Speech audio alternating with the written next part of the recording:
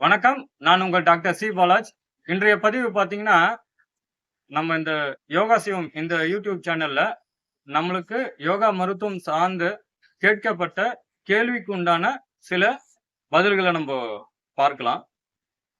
இதுல பார்த்தீங்கன்னா, முக்கியமான ஒரு சில கேள்விகள் நம்ம எடுத்திருக்கின்றோம்.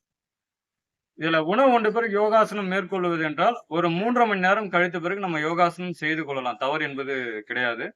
லிக்விட் டயட் எடுத்தீங்கன்னா, ஒரு 1/2 மணி நேரம் கழித்த பிறகு செய்யலாம்.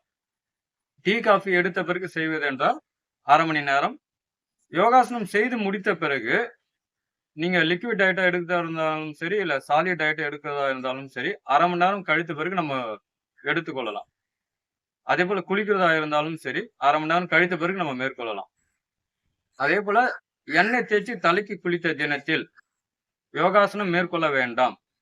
சப்போஸ் நீங்க தலை குளிக்கிறதா இருந்தா, யோகாசனம் முடித்த பிறகு ஒரு 1/2 மணி நேரம் கழித்த பிறகு நம்ம எண்ணெய் தேய்த்துக் கொள்ளலாம். தவறு என்பது கிடையாது. இது போல பயன்படுத்தலாம். அதேபோல ஒரு நபருக்கு ஹார்ட் ப்ராப்ளம் இருக்கு, ஐபிபி இருக்கு, ஸ்பைனல் கார்ட்ல ப்ராப்ளம் இருந்தால், ஃபார்வர்ட்ல பெண்ட் பண்ணி எந்த பயிற்சிகளும் மேற்கொள்ள வேண்டாம். பின் ஸ்தானத்துல நம்ம வளையலாம். ஃபார்வர்ட்ல பெண்ட் பண்ணி செய்யணும்னு அவசியம் கிடையாது. அது உங்களுடைய வலி என்பது அதிகரிக்கக்கூடிய ஒரு நிலையா நம்ம பார்க்கலாம். அதேபோல நம்ப எல்லா இப்போ நம்ம YouTubeல போடுற எல்லா நிகழ்வுகளும் எல்லாருக்கும் பொருந்துமான்றது அப்படி ஏத்துக்கொள்ள முடியாது. இதுல பார்த்தீங்கன்னா, ஒவ்வொருத்தருக்கும் ஒவ்வொரு உடல்நிலையில சில நோய்வாய் இருக்கலாம். சில உடல்ல சில உபாதைகள் இருக்கலாம்.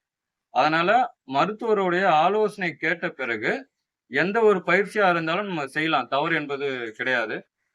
எல்லா பயிற்சிக்கும் முன்பாக நம்ம வார்ம் அப் அதாவது உடலை தளர்விக்கக்கூடிய பயிற்சிகள் செய்வது நல்லது. அப்பதான் உங்களுக்கு பிடிப்புகள் இல்லாம இருக்கலாம்.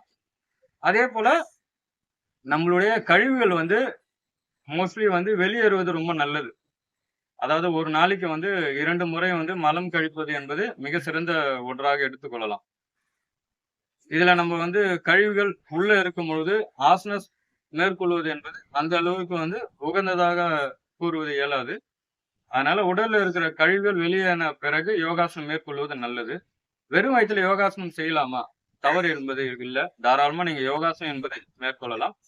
காலையில ஒரு வேளை, சாயந்திரம் ஒரு வேளை நம்ம யோகாசனம் செய்யலாமா? உங்களுக்கு டைம் இருந்தா தாராளமா காலையில ஒரு வேளை, மாலையில ஒரு வேளை உங்களுடைய பயிற்சி என்பது மேற்கொள்ளலாம்.